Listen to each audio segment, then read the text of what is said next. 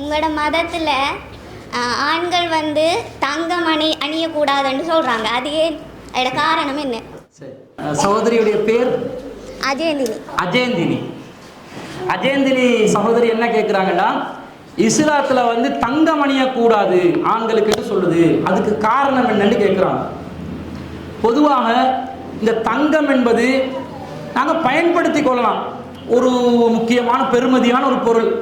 உலகத்தில் நாங்கள் காசு பணத்தை விட இன்னைக்கு ரூபா நோட்டுக்கெல்லாம் வச்சிருக்கிறோமே, இதை விட காலத்தில் மக்கள் என்ன பயன்படுத்தினாங்க? தங்க நாணயங்களை தான் பயன்படுத்தினாங்க. அப்போ தங்க நாணயங்கள் பயன்படுத்துறது, தங்கத்தை சேமித்து வைப்பது, ஆபரணங்களாக அணிந்து கொள்வதெல்லாம் பண்டைய காலத்தில் என்ன செஞ்சிருக்கிறாங்கன்னா அது ஒரு முக்கியமான காரியமாக செஞ்சு வந்திருக்கிறாங்க. ஆனால் இஸ்லாம் என்ன சொல்லிச்சுன்னா, பெண்கள் நீங்கள் அணிஞ்சு கொள்ளலாம், தங்கத்தை அணிஞ்சு கொள்ளுங்க, ஆபரணங்களாக பயன்படுத்தி கொள்ளுங்க, வெளிப்படுத்தலாம், அந்த அலங்காரத்தை வெளிப்படுத்தலாம். ஆனால் உங்களுடைய கணவன் முன்னாடி, ஊர் உலகத்துக்கு அல்ல, கணவன் முன்னாடி அந்த அலங்காரத்தை வெளிப்படுத்தலாம். ஆண்கள் அதை அணிய வேணாம், அதை விட்டு விலகி கொள்ளுங்க என்று இஸ்லாம் சொல்லுது. இதுக்கு இதுதான் காரணம் என்று நேரடியாக வரல, மார்க்க ரீதியான விஷயங்களை நாங்கள் தான் அதை ஆய்வு செஞ்சு புரிஞ்சு கொள்ளணும். அதுக்கு பலவிதமான காரணங்கள் நாங்கள் ஆய்வு செய்யும் போது விளங்குது. முதலாவது, இந்த தங்கம் என்ற மெட்டீரியல் இருக்குது தானே, இந்த மெட்டீரியலுடைய ஒரு தன்மையை நீங்கள் புரிஞ்சு கொள்ளணும். இந்த மெட்டீரியலுடைய தன்மை என்னென்று சொன்னால், சூட தணிக்கக்கூடிய தன்மை இருக்குது தங்கத்துக்கு. பெண்கள் வந்து குளிராக இருக்கணும், ஆண்கள் சூடாக இருக்கணும். உடம்பு ஹீட்டை சொல்கிறேன், கோபத்தை இல்லை. ஹீட்டில் வந்து ஆண்கள் என்ன செய்யணும்? ஹீட் நிறைஞ்சவங்களா இருக்கணும். பெண்கள் குளிரான மாறி எழுந்துச்சண்டா, ஒரு பெண் ஹீட்டாக இருக்கிறா, தொட்டும் போதே சுடுது, வாழ்க்கை நடக்குமா? இவள்டா இது பிசாசு, பேய் பிசாசு நம்பிக்கை இஸ்லாத்தில் இது ஒரு பிசாசு மாதிரி இருக்குது, இப்படியெல்லாம் யோசிப்பாங்களா இல்லையா? அவ சாந்தமாக இருக்கணும், நல்லா பேசணும், குளிராக இருக்கணும், அந்த குளிரை வெளிப்படுத்தணும். அதில் ஒரு அலங்கார பொருளாக தங்கத்தை நீங்கள் ஜோடிச்சு கொண்டா கணவனுக்கு தான், ஊர் உலகத்தில் உள்ளவனுக்கு இல்லை, கணவனுக்கு அந்த அலங்காரத்தை காட்டுது, அந்த குளிருக்கு பயன்படுத்தலாம். ஆம்பளை போட்டு போட்டு வந்தாலும் வைங்க, உடம்புல தேவையான சில ஹீட்டுகள் இருக்குது, அதை மெயின்டைன் பண்ணிக்கொள்ளணும். அந்த ஹீட் ஆண்களுக்கு குறைய ஆரம்பிச்சுட்டா காலப்போக்கில் என்ன செய்யும் தெரியுமா? உடனே நடக்காது, காலப்போக்கில் ஆண்மை சம்பந்தப்பட்ட சில ஆண்மை முழுசா நீங்காது, ஆண்மை சம்பந்தப்பட்ட பல பிரச்சனைகள் உண்டாகும் என்று வருது. இது மெட்டீரியல்ல உள்ள தன்மை உடம்புட ஹீட்டை குறைக்குது.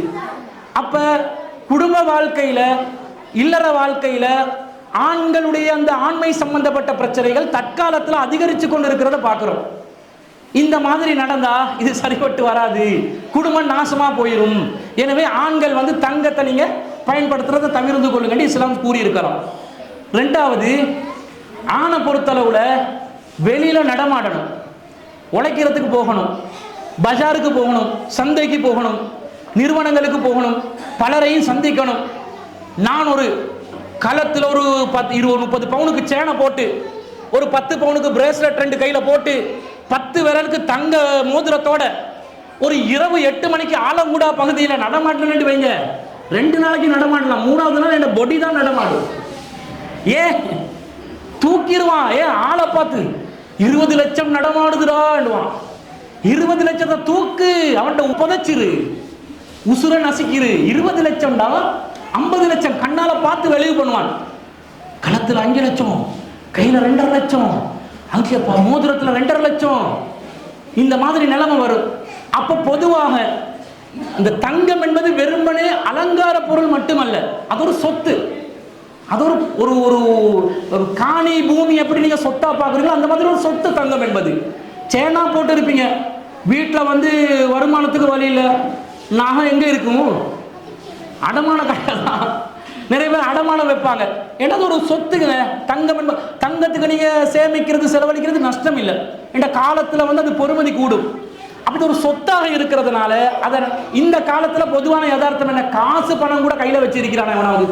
இப்ப டெபிட் கார்டு என்றான், கிரெடிட் கார்டு என்றான், பேபால் என்றான், நெட்டு கார்டு என்றான், ஈஸி கேஷ் என்றான், காசு கையிலே கொண்டு போறது இல்லை. காரணம் என்ன? ஆரம்பத்தில் காசு கொண்டு போறது நீங்க பாத்தீங்க, பழைய பெரிய பிரீஃப் கேஸ் எல்லாம் வச்சு 10 லட்ச ரூபா காசு கொண்டு வரணும்டா, பெரிய பிரீஃப் கேஸை வச்சு அதுல லொக்கர் நம்பர் எல்லாம் போட்டு அதை தூக்கி கொண்டு வருவான் குடும்பத்தில் சொத்து பங்கிடுற நிகழ்வுகளுக்கு. இப்ப அப்படியா? அக்கவுண்ட்ல ஆன்லைன் டிரான்ஸ்ஃபர் கோட் தான் வரும், ஓடிபி கோட் தான் வரும். ஏண்டா காசு பொறுமதிகளை வச்சு நடமாடுவதில்லை, ஆபத்து. இதனால இன்னும் சொல்ல போனால் இந்த குடியகழ்வு குடிவரவு திணைக்களத்தில் நீங்க ஏர்போர்ட் வழியாக குறிப்பிட்ட ஒரு தொகையை தாண்டி தங்கமெல்லாம் கொண்டு போயிடாது. ஏன் அவன் என்ன சொல்றான், நாட்டில் இருக்கிற பொருளாதார வீழ்ச்சிக்கு அது காரணமாமே, நீ வேற நாட்டுக்கு கொண்டு போனிட்டு போய் தங்கத்தை, அது வந்து நாட்டிட பொருளாதார வீழ்ச்சிக்கு காரணமாக குறிப்பிட்ட அளவு தான் தங்கம். இப்படி எல்லாம் பல சட்டங்களை போட்டு தங்கத்தை நடைமுறையில நடமாடுவதை தவிர்ப்பதற்கு மனுஷன் பார்க்கிறான். உயிராபத்து, அந்த உயிராபத்தை தவிர்க்கணும். இது ஒரு விதமான காரணம். இன்னொரு விதமாகவும் சிந்திக்கலாம். எப்படி, மனிதர்கள் பொதுவாக பெண்கள் நகைகள் அலங்கரித்து தன்னை ரசிக்கிறது தனி ரகம் அது. ஆனால் ஆம்பளை நகையை போட்டு ரசிக்க ஆரம்பிச்சான்னு வைங்க, மோதிரத்தை போடுறான், அழகு பார்க்க ஆரம்பிச்சான்னு வைங்க, ஒரு விரலோட நிற்காது. பொதுவாக நீங்கள் ரேரா, ரொம்ப ரேரா பார்ப்பீங்க 10 விரலுக்கு மோதிரம் போடுற பெண்கள். ஆண்கள் தங்கத்தில் ஆசைப்பட்டு மோதிரம் போட ஆரம்பிச்சான்னு வைங்க, கட்டி கட்டியா போடுவான். போட்டா பத்தாது, மேல கட்டணும், காலில் கட்ட. அந்த காலத்தில் அரசர்கள் எல்லாம் கையில மட்டும் நகைகளை போடாம அவன் ஆம்ஸ்ல எல்லாம் நகை போடுவான். பார்த்துருப்பீங்களா? எங்கெங்கெல்லாம் தொங்க வைக்க முடியுமோ அங்கங்கெல்லாம் நகையை தொங்க வை. பெண்கள் என்ன செய்வான், மேல் முழுவதும் நகையை தொங்க வச்சு கொள்றது. அது ஒரு விதமான பேராசையாக மாறி, இந்த காசு பணம் வேணும் என்றால் அடுத்தவனை வந்து சூறையாடி, அடுத்தவனை கொள்ளையடிச்சு, அடுத்தவனோட உயிரை பறிச்சாவது நான் வாழணும் என்ற மாதிரி ஒரு உணர்வு ஆணுக்கு வந்துச்சேன்டா, இந்த பேராபத்தா போயிடும். பெண்களுக்கும் அந்த பேராபத்து இருக்குது. ஆனா பெண்கள் ஓரளவு அடங்கிடுவாங்க. உடல் ரீதியா பலவீனம், சூழ்ச்சி செய்யத்தான் பார்ப்பாங்களே தவிர, மாமிட மாலையை எப்படி ஆட்ட போடலாம், மாமிக்கு ஏதாவது ரன் பக்க சோத்துல கலந்துருவோமோ, பாத்ரூமுக்கு போகும்போது ஒசின் பவுடரை பாத்ரூம்ல கொட்டி விட்டுருவோமோ, அப்படியே வலிக்கு போனாலும் அப்படியே போயிட்டு வா பரலோக ராஜ்யத்துக்கு.